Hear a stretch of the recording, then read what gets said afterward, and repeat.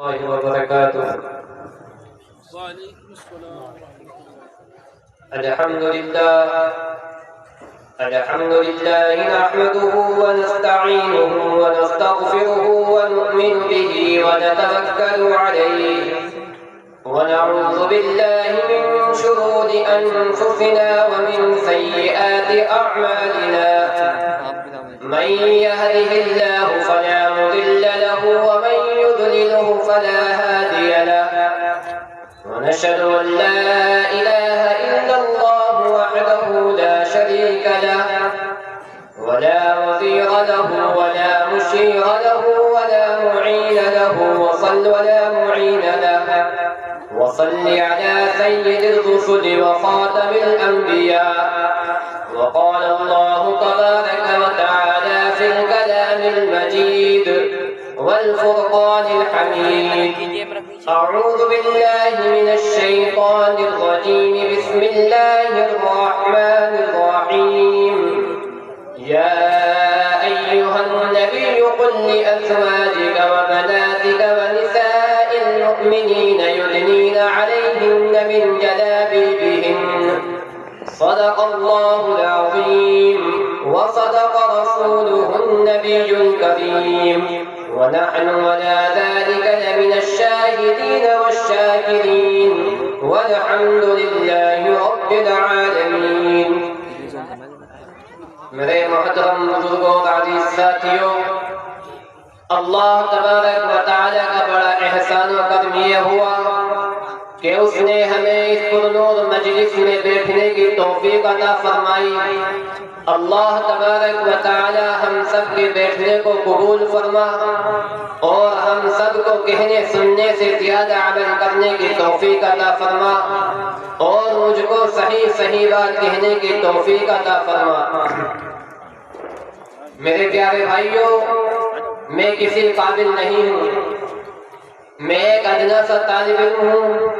آج میں آپ کو وہ سبق سناؤں گا جو میں نے اپنے استادوں سے پڑھا ہے.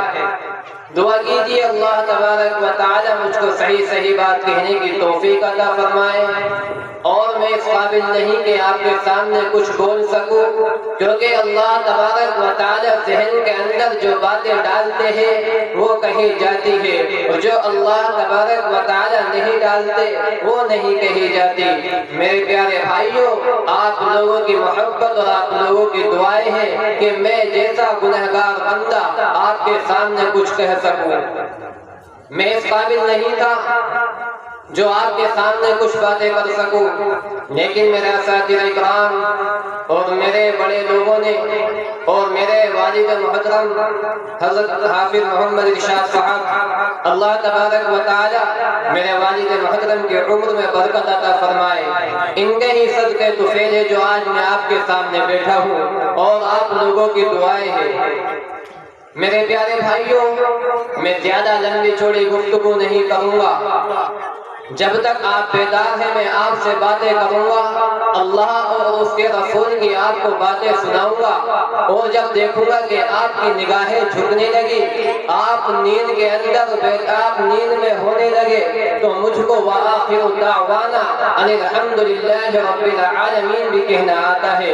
اس لیے میری آپ سے گزارش ہے جو باتیں بھی کہی جائے آپ اس کو بڑے غور و فکر سے سننا، کیونکہ آج مجھے امید ہے کہ میری آواز میری ماؤں اور بہنوں تک ضرور پہنچ رہی ہوگی.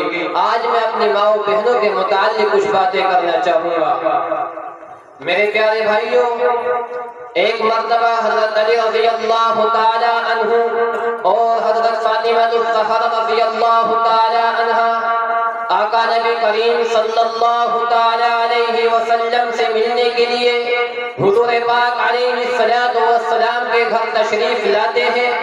حضرت علی رضی اللہ تعالی عنہ جو میرے آقا صلی اللہ تعالی علیہ وسلم کی خدمت میں حاضر ہوتے ہیں، دیکھتے ہیں کہ اللہ کے نبی علیہ السلام رو رہے ہیں. آپ صلی اللہ تعالی علیہ وسلم کے اوپر گریہ طاری ہے. حضرت علی رضی اللہ تعالی عنہ کہتے ہیں میرے ماں باپ آپ پر قربان، یا رسول اللہ صلی اللہ تعالی علیہ علیہ وسلم آپ کس بنا پر رو رہے ہیں، آپ کو کس چیز نے رلایا؟ تو آقا نبی کریم صلی اللہ تعالی علیہ وسلم نے اپنی مبارک زبان سے ارشاد فرمایا، میں نے شب معراج کے اندر اپنی امت کی عورتوں کو طرح طرح کے عذاب کے اندر مبتلا دیکھا، اسی وجہ سے میں رو رہا ہوں۔ میرے پیارے بھائیوں، اللہ کے نبی علیہ السلام کی شفقت اور محبت اس امت پر اتنی ہے جس کا ہم اندازہ بھی نہیں لگا سکتے۔ مثلا ایک انتہائی اور شفیق ماں جب اپنی اولاد کو جیل کے اندر قسم قسم کے عذاب کے اندر قسم قسم کی سزا کے اندر مبتلا دیکھے تو یقیناً وہ ماں باپ اس اپنی اولاد کے اوپر جان قربان کر دینے کے لیے تیار ہو جاتی ہے۔ آقا نبی کریم صلی اللہ تعالی علیہ وسلم کی شفقت اور محبت تو دنیا کی ساری ماؤں سے بڑھ کر ہے۔ میرے آقا صلی اللہ تعالی علیہ وسلم نے ارشاد فرمایا، میں نے اپنی امت کی عورتوں کو جہنم کے اندر قسم قسم کے عذاب کے اندر مبتلا دیکھا، اسی وجہ سے میں رو رہا ہوں۔ اس کے بعد آقا نبی کریم صلی اللہ تعالی علیہ وسلم نے اس کی وضاحت فرمائی کہ جہنم کے اندر عورتوں پر جو عذاب ہو رہا تھا، آقا نبی کریم صلی اللہ تعالی علیہ وسلم فرماتے ہیں، میں نے جہنم کے اندر ایک عورت کو اس حالت میں دیکھا کہ وہ اپنے بالوں کے بل لٹکی ہوئی ہے اور اس کا دماغ ہانڈی کی طرح پک رہا ہے۔ میرے پیارے بھائیوں، ایک تو جہنم کے اندر اتنا ہولناک عذاب ہوتا ہے، اللہ تبارک و تعالی ہم سب کی حفاظت فرمائے، اور پھر بالوں کے بل لٹکانا یہ انتہائی تکلیف دہ سزا ہے، پھر دماغ کا ہانڈی کی طرح پکنا۔ پھر آقا نبی کریم صلی اللہ تعالی علیہ وسلم نے ارشاد فرمایا، میں نے جہنم کے اندر دوسری عورت کو اس حالت میں دیکھا کہ وہ اپنی زبان کے بل لٹکی ہوئی ہے۔ پھر آقا نبی کریم صلی اللہ تعالی علیہ وسلم نے ارشاد فرمایا، میں نے تیسری عورت کو جہنم کے اندر اس حالت میں دیکھا کہ وہ اپنی چھاتیوں کے بل لٹکی ہوئی ہے۔ پھر آقا نبی کریم صلی اللہ تعالی علیہ وسلم نے ارشاد فرمایا، میں نے جہنم کے اندر ایک عورت کو اس حالت میں دیکھا کہ اس کے دونوں پیر سینے سے بندھے ہوئے ہیں اور دونوں ہاتھ پیشانی سے بندھے ہوئے تھے۔ پھر آقا نبی کریم صلی اللہ تعالی علیہ وسلم نے ارشاد فرمایا، میں نے جہنم کے اندر عورت کو اس حالت میں دیکھا کہ اس کا چہرہ خنزیر کی طرح یعنی سور کی طرح اور باقی جسم گدھے کی طرح تھا، اور سانپ اور بچھو اس کو لپٹ رہے تھے۔ پھر آقا نبی کریم صلی اللہ تعالی علیہ وسلم نے ارشاد فرمایا، میں نے جہنم کے اندر عورت کو اس حالت میں دیکھا کہ منہ کے راستے سے اس کو جہنم کی آگ داخل ہو رہی ہے اور پاخانے کے راستے سے نکل رہی ہے، اور جہنم کے فرشتے عذاب دینے والے اس کو مار رہے ہیں۔ اس طریقے سے 6 عورتوں پر عذاب ہونے کی تفصیل آقا نبی کریم صلی اللہ تعالی علیہ وسلم نے فرمائی۔ اس کے بعد حضرت فاطمہ الزہرا رضی اللہ تعالی عنہ فرماتی ہے، ابا جان ان عورتوں پر یہ عذاب ان کے کون سے اعمال کی وجہ سے ہو رہا تھا، ان کے کون سے اعمال تھے جس کی وجہ سے آپ نے ان کو جہنم کے اندر قسم قسم کے عذاب میں مبتلا دیکھا؟ تو آقا نبی کریم صلی اللہ تعالی علیہ وسلم نے اپنی مبارک زبان سے ارشاد فرمایا، جس عورت کو میں نے جہنم کے اندر اس حالت میں دیکھا کہ وہ اپنے بالوں کے ذریعے لٹکی ہوئی ہے اور اس کا دماغ جہانڈی کی طرح پک رہا ہے، اس کو یہ عذاب گھر سے باہر ننگے سر جانے کی وجہ سے ہو رہا تھا، اس لیے کہ وہ عورت اپنے بالوں کو غیر محرم مردوں سے نہیں چھپاتی تھی۔ میرے پیارے بھائیوں، آج امت کا حال کیا ہو رہا ہے؟ آج ہماری مائیں بہنیں مرتد کیوں ہو رہی ہے؟ آج ہماری مائیں بہنیں اسلام سے کیوں پھر رہی ہے؟ آج ہماری مائیں بہنیں اللہ اور اس کے رسول سے کیوں بے وفائی کرنے لگی ہے؟ میں ذرا آپ کو اس کا یہ حالات بتاتا چلوں، کیونکہ آج ہم نے اپنے گھروں کی پرورش اچھی نہیں کی۔ میرے پیارے بھائیوں، کتنا بدلا وہ لباس پہنتی تھی، اس لیے وہ سزا میں گرفتار کر دی گئی۔ اسلام کی مقدس शहजादियों, तुम्हारा जिस्म बहुत नाजुक है, तुम बहुत कमजोर हो, तुम्हें खिलाफे नाजुक कहा गया है, मर्द तो मर्द है। अगर अल्लाह तबारक व तआला अपना अज़ाब किसी पत्थर और पहाड़ पर डाल दे तो पहाड़ भी अल्लाह के अज़ाब को बर्दाश्त नहीं कर सकते। और मेरी माँ बहनों, अगर मेरी उम्मीद है कि मेरी आवाज आपके कानों तक जरूर पहुंच रही है, आज जो मैं आपसे बातें कह रहा हूँ उसको अपने गिरबान से बांध लीजिए और अल्लाह और उसके रसूल से मोहब्बत करने वाली बन जाओ। अम्मी आयशा रज़ियल्लाहु तआला अन्हा से मोहब्बत करने वाली बन जाओ। फातिमा ज़हरा रज़ियल्लाहु तआला अन्हा से मोहब्बत करने वाली बन जाओ। ए इस्लाम की मुक़द्दस शहजादियों, आज तुम बारीक और चुस्त लिबास पहनकर अपने हुस्न को दुनिया के सामने जाहिर कर रही हो। इस्लाम की मुक़द्दस शहजादियों, आज तुम बारीक और चुस्त लिबास पहनकर अपने बदन को गैर महरम मर्दों को दिखा रही हो। जवानी कितने दिन के लिए आती है? जवानी 10 से 15 साल तक तुम्हारे पास रहेगी। फिर क्या है, तुम अपनी जवानी की उम्र में अपने हुस्न की, अपनी जवानी की, अपने जिस्म की खूब नुमाइश कर लो। ये तुम्हारा जिस्म, ये तुम्हारी खूबसूरत आंखें, ये तुम्हारे लंबे लंबे बाल, ये तुम्हारी आईब्रो कब्र के अंदर 3 दिन के अंदर बिगड़ जाएगी। इसको कब्र के कीड़े खाएंगे, कब्र के बिच्छू खाएंगे, कब्र के सांप खाएंगे, अब तहडंग इसको डसेंगे। अल्लाहु अकबर। आज तुम अपने चेहरों को खूबसूरत बनाने के लिए तरह तरह की क्रीमें इस्तेमाल करती हो और ब्यूटी पार्लरों में जाकर अजनबी मर्दों से अपने बदन की मालिश कराती हो, अपने चेहरों पर तरह तरह की उनके हाथों से क्रीम लगवाती हो, अपनी आईब्रो बनवाती हो। इस्लाम की मुक़द्दस शहजादियों, मेरी बात कान खोल कर सुन लेना। ये न कहना कि हमसे ये बातें कही जा रही है। याद रखना, अगर तुम गलत करोगी तुम्हें गलत कहा जाएगा, अगर हमारे बड़े गलत करेंगे उन्हें गलत कहा जाएगा। मैं डंके की चोट पर ये बात कहने के लिए आया हूँ। अल्लाह के रसूल सल्लल्लाहु तआला अलैहि वसल्लम फरमाते हैं, इन औरतें जो औरतें आईब्रो बनाती है, अपनी आईब्रो को ब्यूटी पार्लरों में जाकर खूबसूरत बनाती है, उनके ऊपर अल्लाह तबारक व तआला अपनी लानत फरमाते हैं। अल्लाह के नबी अलैहिस्सलातु वस्सलाम उन औरतों के ऊपर अपनी लानत फरमाते हैं। ए इस्लाम की मुक़द्दस शहजादियों, तुम्हारे जिस्म की क्या हैसियत है? तुम्हारे खूबसूरत चेहरे की क्या हैसियत है? अगर तुम्हारे चेहरे पर चंद फुंसियां निकल आए, चंद दाने निकल आए, तो तुम्हारा शोहर भी तुम्हारी तरफ निगाहें उठा के देखने को तैयार न होगा। मगर अल्लाहु अकबर, आज तुम अपने चेहरे को खूबसूरत बनाने के लिए इस कदर एहतमाम करती हो, इस कदर फैशन करती हो कि अजनबी मर्दों से ताल्लुकात कायम करती हो। हज़रत सईद इब्न मुसय्यिब रहमहुल्लाह ताला फरमाते हैं, जब मैं हज़रत अली रज़ियल्लाहु ताला अन्हु के साथ कब्रिस्तान जाता हूँ तो हज़रत अली रज़ियल्लाहु ताला अन्हु कब्रिस्तान वालों को जाकर सलाम करते हैं और पूछते हैं, ए कब्र वालों, तुम्हारा क्या हाल है, तुम्हारी क्या कैफियत है? तो किसी कब्र से आवाज आई, ए अली, क्या पूछते हो? जिन बालों को हम दुनिया के अंदर कई कई मर्तबा संवारते थे वो बाल हमारी खोपड़ियों से झड़ चुके हैं। ए अली, जिन आंखों को हम दुनिया के अंदर अपनी खूबसूरत आंखों के अंदर काजल लगाते थे और बार बार आईनों को देखती थी, बार बार शीशों को देखती थी और दुनिया की औरतों पर फख्र करती थी कि मेरी आंखें इतनी खूबसूरत है, मेरी आंखें इतनी बड़ी है।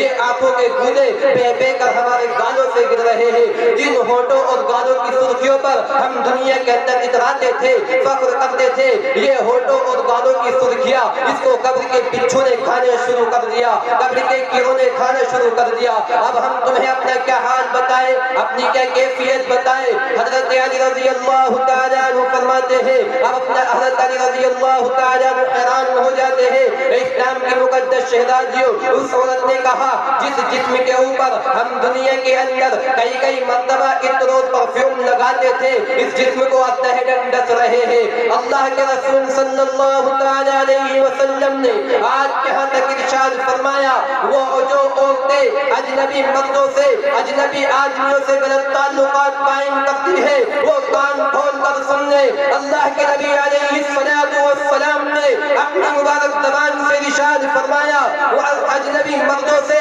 ताल्लुकात कायम करना तो बहुत दूर की बात है। जिसने एक मर्तबा अपना हाथ किसी अजनबी मर्द के हाथ में दिया होगा, किसी अजनबी शख्स के हाथ में दिया होगा, अल्लाह तबारक व तआला उस औरत की कब्र के अंदर 99 सांप मुसल्लत फरमाएंगे। اور اس میں سے ایک سانپ کی طاقت کا عالم یہ ہوگا، اگر وہ سانپ سانس لے دنیا کے اندر، اس کی سانس کی گرمی سے پوری دنیا کے انسان مر جائیں گے۔ اگر وہ سانپ اپنی دم کسی پہاڑی پر مار دے تو پہاڑ بھی ریزہ ریزہ ہو جائیں گے، چکنا چور ہو جائیں گے۔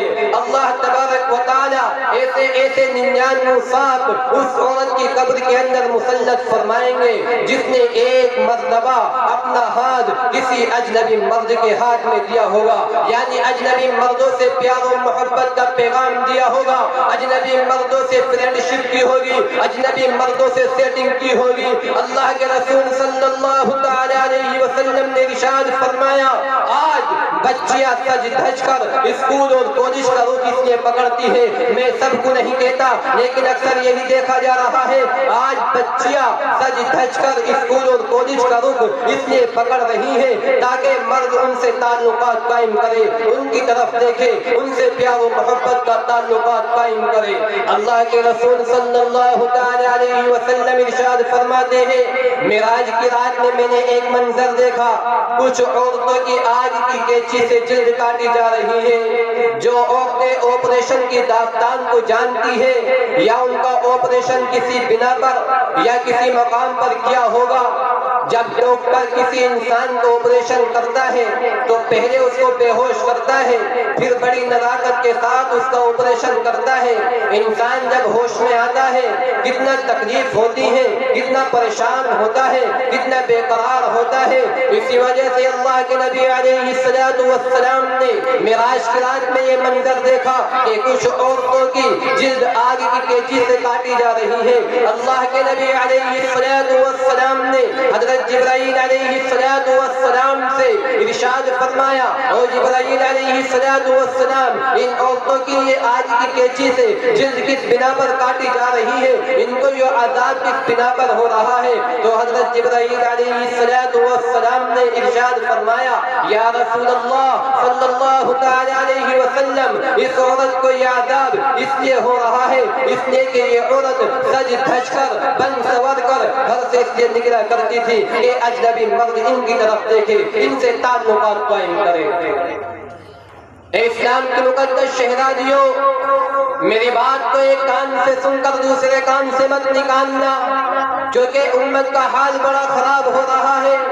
میں تمہاری فکر کر رہا ہوں، یہ نہ سمجھے کہ اسٹیج پر بیٹھ کر یہ ہم سے کیا باتیں کہی جا رہی ہے، میں تم سے اس لیے کہہ رہا ہوں تاکہ تم غلط کاموں سے بچ جاؤ، تاکہ تم زنا سے بچ جاؤ۔ اے اسلام کی مقدس شہزادیوں، تم مغربی تہذیب پر فیشن کرنے کے بعد زیادہ دن تک کامیاب نہیں رہ سکتی، زیادہ دن تک کامران نہیں رہ سکتی، زیادہ دن تک خوبصورت نہیں رہ سکتی۔ اے اسلام کی مقدس شہزادیوں، یہ دنیا ایسے بدترین مقام ہے، ایسی بدترین جگہ ہے، جب تک تمہارا حسن تمہارے پاس ہے، جب تک تمہاری جوانی تمہارے پاس ہے، ہر آنے والا تمہارے پاس آنے کی کوشش کرے گا۔ اللہ تبارک و تعالی نے جو تم کے پھول جیسا حسن عطا کیا ہے، اس کو استعمال کرنے کے بعد، اس کو مسلنے کے بعد وہ ایسا غائب ہوگا، پھر تم کو کہیں نظر نہیں آئے گا۔ آج کل یہ باتیں بھی سننے میں آ رہی ہے کہ ایک عورت کے پاس شوہر ہونے کے باوجود وہ دوسرے شوہر کی طرف نگاہیں کرتی ہے، دوسرے مردوں کی طرف نگاہیں کرتی ہے، دوسرے آدمیوں سے تعلقات قائم کرتی ہے، دوسرے آدمیوں سے پیار و محبت کا پیغام دیتی نظر آتی ہے، اپنے شوہر کے ساتھ وفاداری نہیں کرتی، اپنے شوہر کے ساتھ ایمانداری کے ساتھ نہیں رہتی۔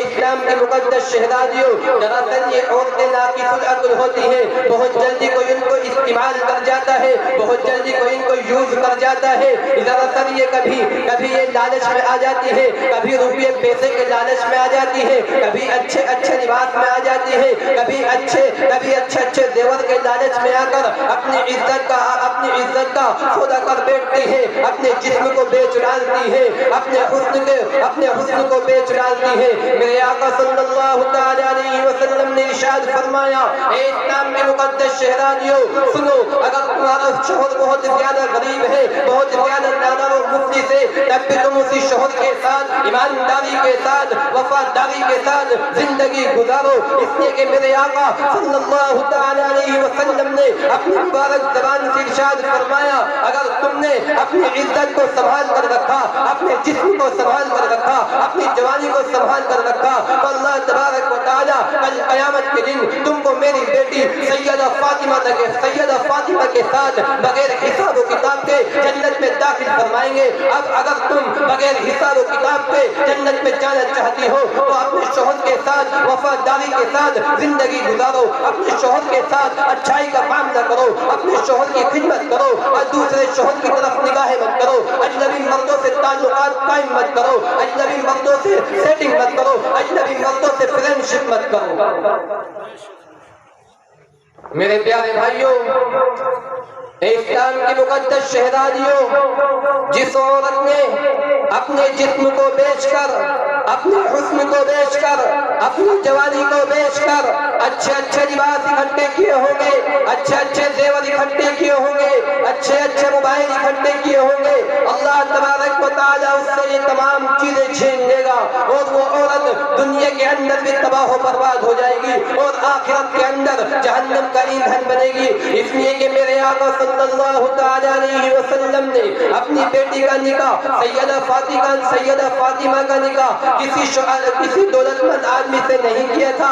آج جو تمہاری سہیلیاں تم سے کہتی ہے اسلام کی مقدس شہزادیوں، آج جو تمہاری سہیلیاں تم سے کہتی ہے چل آ عیش کی زندگی گزارتے ہیں، اس غربت بھری زندگی میں کیا رکھا ہے، یاد رکھنا ان ظالموں کی بات نہ ماننا، ان نالائقوں کی بات نہ ماننا، ان خبیثوں کی بات نہ ماننا، ان اللہ کی نافرمان عورتوں کی بات نہ ماننا، نبی کی نافرمان عورتوں کی بات نہ ماننا، سیدہ فاطمہ کی نافرمان عورتوں کی بات نہ ماننا۔ یاد رکھنا جوانی کتنے دن کی نہیں آتی ہے، جوانی 10 سے 15 سال تک تمہارے پاس رہے گی۔ اسلام کی مقدس شہزادیوں، یاد رکھنا میرے آقا صلی اللہ تعالی علیہ وسلم نے اپنی بیٹی کا نکاح سیدہ فاطمہ کا نکاح کسی دولت مند آدمی سے نہیں کیا تھا، کسی بادشاہ سے نہیں کیا تھا، کسی کروڑ پتی انسان سے نہیں کیا تھا۔ میرے آقا صلی اللہ تعالی علیہ وسلم نے اپنی بیٹی کا نکاح ایسے علی سے کیا تھا جس کے پاس گھر بھی رہنے کے لیے موجود نہیں تھا۔ میرے آقا صلی اللہ تعالی علیہ وسلم فرماتے ہیں علی میں اپنی بیٹی کا نکاح تمہارے ساتھ کر رہا ہوں، تو حضرت علی رضی اللہ تعالی عنہ فرماتے ہیں یا رسول اللہ صلی اللہ تعالی علیہ وسلم میرے پاس نہ تو گھر رہنے کے لیے موجود ہے، نہ میرے پاس کپڑے ہیں، نہ میرے پاس مہر دینے کے لیے پیسے ہیں۔ تو میرے آقا صلی اللہ تعالی علیہ وسلم ارشاد فرماتے ہیں اے علی جاؤ میری زرہ لے کر بازار میں جاؤ، اس کو تم بازار میں بیچو اور جو پیسے تم کو ملیں گے تم اس کے کپڑے خریدو اور فاطمہ کا مہر ادا کرو۔ اسلام کی مقدس شہزادیوں، بڑے بڑے دولت مند آدمی میرے آقا صلی اللہ تعالی علیہ وسلم کی بیٹی کا ہاتھ مانگنے کے لیے آئے تھے، بڑے بڑے کروڑ پتی انسان میرے آقا صلی اللہ تعالی علیہ وسلم کی بیٹی کا ہاتھ مانگنے کے لیے آئے تھے، لیکن میرے آقا صلی اللہ تعالی علیہ وسلم جانتے تھے اگر میں نے اپنی بیٹی کا نکاح کسی دولت مند انسان سے کر دیا، اگر میں نے اپنی بیٹی کا نکاح کسی مالدار آدمی سے کر دیا، کسی کروڑ پتی انسان سے کر دیا، تو میری امت کی بیٹیاں کیسی زندگی گزاریں گی، ان کا کیا ہوگا۔ اس لیے میرے آقا صلی اللہ تعالی علیہ وسلم نے اپنی بیٹی کا نکاح میرے آقا صلی اللہ تعالی علیہ وسلم نے اپنی بیٹی کا نکاح سیدہ فاطمہ کا نکاح ایک غریب علی کے ساتھ کر کے دنیا کو بتا دیا کہ غربت بھری زندگی میں اور ایمانداری کے ساتھ زندگی گزارنا، اپنے شوہر کے ساتھ وفاداری کے ساتھ زندگی گزارنا، ان کے ساتھ اچھائی کا معاملہ کرنا، یہ نبی کی بیٹی سیدہ فاطمہ کی سیرت ہے، ان کی زندگی ہے۔ اور جو عورت میرے آقا صلی اللہ تعالی علیہ وسلم کی بیٹی کے سیرت کو اپنائے گی وہ زندگی میں کامیاب رہے گی، آخرت میں بھی کامیاب رہے گی۔ جو عورت امی عائشہ رضی اللہ تعالی عنہا کے نقش قدم پر چلے گی وہ دنیا کے اندر بھی کامیاب رہے گی، آخرت میں بھی کامیاب رہے گی۔ جو عورت خدیجہ الکبریٰ کے نقش قدم پر چلے گی وہ دنیا کے اندر بھی کامیاب رہے گی، آخرت میں بھی کامیاب رہے گی۔ جو عورت اسلام کی مقدس شہزادیوں میری بات کان کھول کر سنو، اپنی لڑکیوں کی، اپنی اولادوں کی اچھی طرح پرورش کرو۔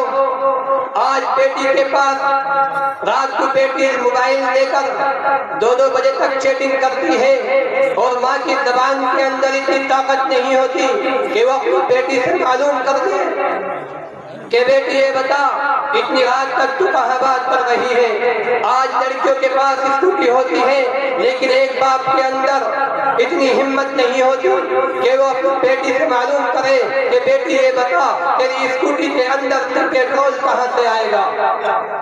یاد رکھنا، حضرت فاطمہ الزہرا رضی اللہ تعالی عنہا اتنی قریبی کے عالم میں اپنی زندگی گزارتی ہے، اپنے ہاتھ سے چکی پیستی ہے اور بدن پر مشکلہ ڈال کر جاتی ہے۔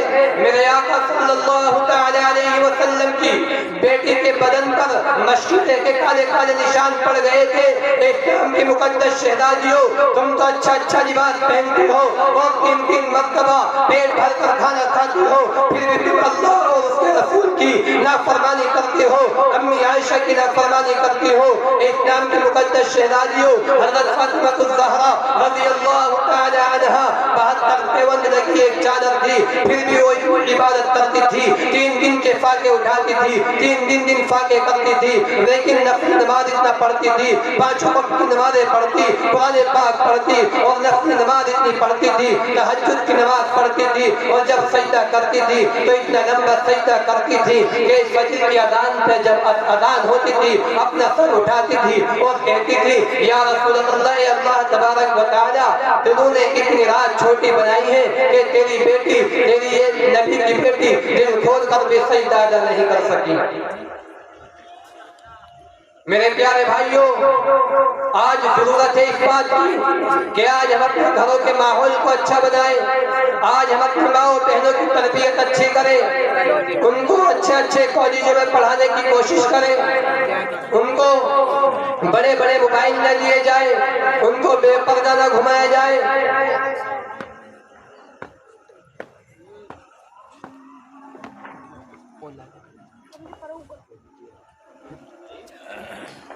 میرے پیارے بھائیوں، یہ رات خزانوں کی لوٹنے کی رات ہے۔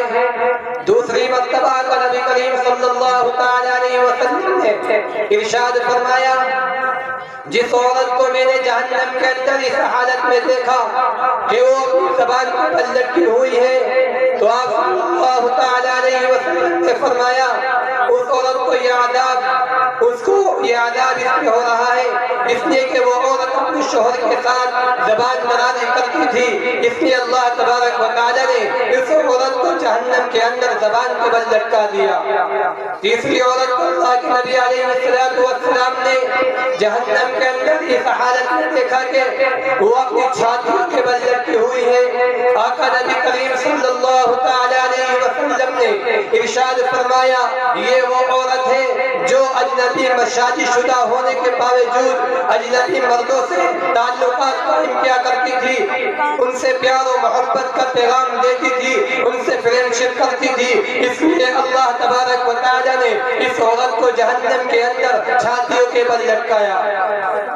چوتھی عورت کو اللہ کے نبی علیہ السلام نے جہنم کے اندر اس حالت میں دیکھا کہ اس کو دونوں پیر سینے سے بندھے ہوئے تھے اور دونوں ہاتھ پیشانی سے بندھے ہوئے تھے، تو آقا نبی کریم صلی اللہ تعالی علیہ وسلم نے ارشاد فرمایا، یہ وہ عورت ہے جو حیض و نفاس کی حالت میں یعنی ناپاکی کی حالت میں پاکی کا اہتمام نہیں کرتی تھی اور نماز بھی نہیں پڑھا کرتی تھی بلکہ نماز کے ساتھ مذاق کیا کرتی تھی۔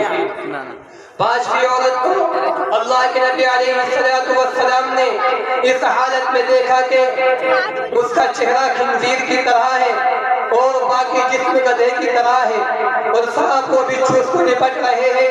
اللہ کے نبی علیہ السلام نے ارشاد فرمایا، یہ وہ عورت ہے جو احسان جتی ہے، وہ عورت ہے جو جھوٹ بولتی تھی اور چغل خوری کیا کرتی تھی، اس لیے اللہ تبارک و تعالی نے اس کو اس عذاب کے اندر مبتلا کر دیا۔ چھٹی عورت کو اللہ کے نبی علیہ السلام نے جہنم کے اندر اس حالت میں دیکھا کہ کہ اس کے منہ سے جہنم کی آگ داخل ہو رہی ہے اور پاخانے کے راستے سے نکل رہی ہے اور فرشتے اس کو مار رہے ہیں۔ اللہ تبارک و تعالی نے اس کی یہ وضاحت فرمائی، یہ وہ عورت ہے جو حسد کیا کرتی تھی اور احسان جتایا کرتی تھی۔ میرے پیارے بھائیوں، یاد رکھو یہ رات گناہوں کو معاف کرانے والی رات ہے، یہ رات گناہوں کو معاف کرانے والی رات ہے، خزانوں کو لوٹنے والی رات ہے۔ میری مائیں بہنیں آج پکی سچی توبہ کریں کہ وہ آج سے غلط تعلقات قائم نہیں کریں گی، اللہ تبارک و تعالیٰ کے احکاموں پر عمل کریں گی، نبی پاک صلی اللہ علیہ وسلم کے نقش قدم پر چلیں گی، امی عائشہ رضی اللہ عنہا کے نقش قدم پر چلیں گی، حضرت فاطمہ الزہرا رضی اللہ عنہا کے نقش قدم پر چلیں گی۔ یاد رکھو میرے پیارے بھائیوں، یہ ہماری ذمہ داری ہے کہ آج ہم اپنے گھروں کا ماحول سدھاریں، اپنی ماں بہنوں کو غلط راستے سے بچائیں، اس لیے کہ یہ رات بڑی ہی خزانوں کو لوٹنے والی رات ہے۔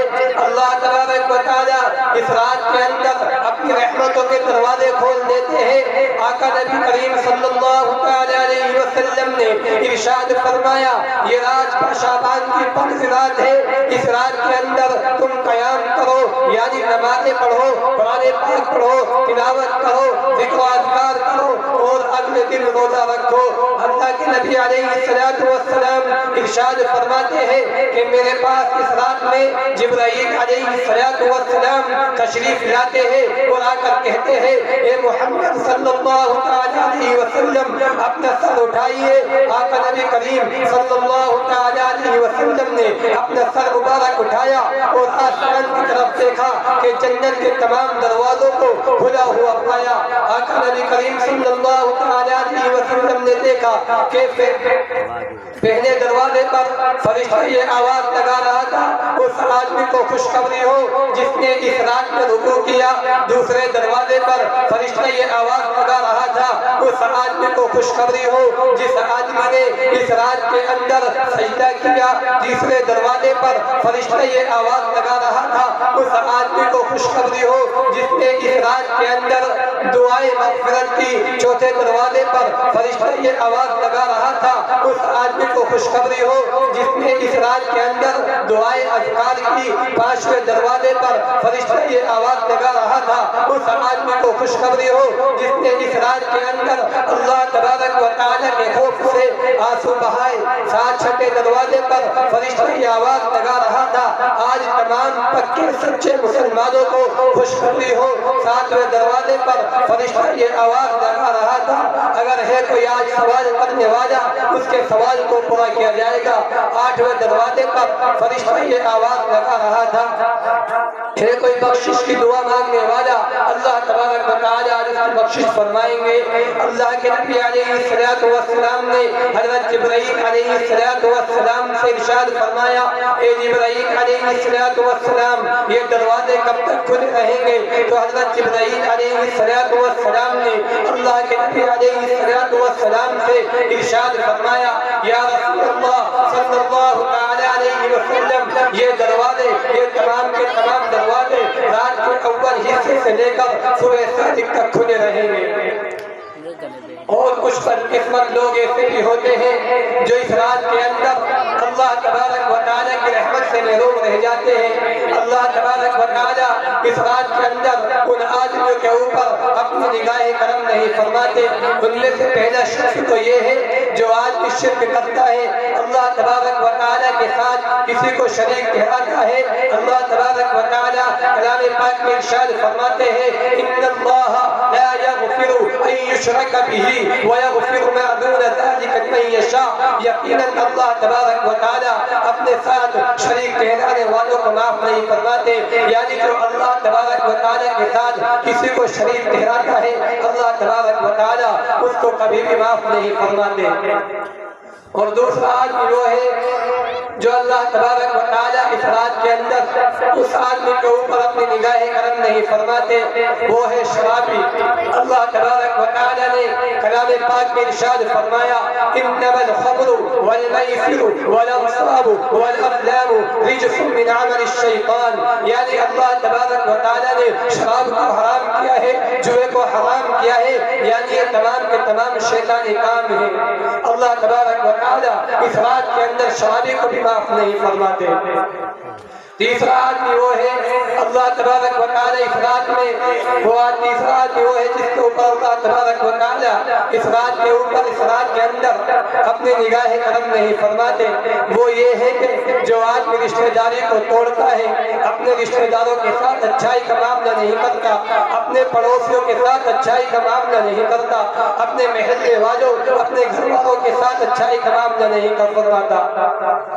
بخاری شریف کی روایت ہے، حضرت ابو ہریرہ رضی اللہ تعالیٰ عنہ ارشاد فرماتے ہیں جب اللہ تبارک و تعالیٰ مخلوق کو بنا کر فارغ ہو گئے تو قرابت نے کھڑا ہو کر کیا، قرابت اور قطع رحمی نے کھڑے ہو کر عرض کیا، اے اللہ تبارک و تعالیٰ کیا تم اس بات سے راضی ہے جس بات سے میں راضی ہوں؟ یعنی جو آدمی رشتہ داری کو جوڑتا ہے، اپنے پڑوسیوں کے ساتھ اچھائی کا معاملہ کرتا ہے، اپنے گھر والوں کے ساتھ اچھائی کا معاملہ کرتا ہے تو اللہ تبارک و تعالیٰ اس آدمی سے اپنا تعلقات قائم کرتا ہے، اس آدمی کو اپنا بنا لیتا ہے۔ اور جو آدمی رشتہ داری کو توڑتا ہے، اپنے گھر والوں کے ساتھ اچھائی کا معاملہ نہیں کرتا، اپنے پڑوسیوں کے ساتھ اچھائی کا معاملہ نہیں کرتا تو اللہ تبارک و تعالیٰ اس آدمی سے بھی اپنا تعلقات ختم فرما دیتے ہیں۔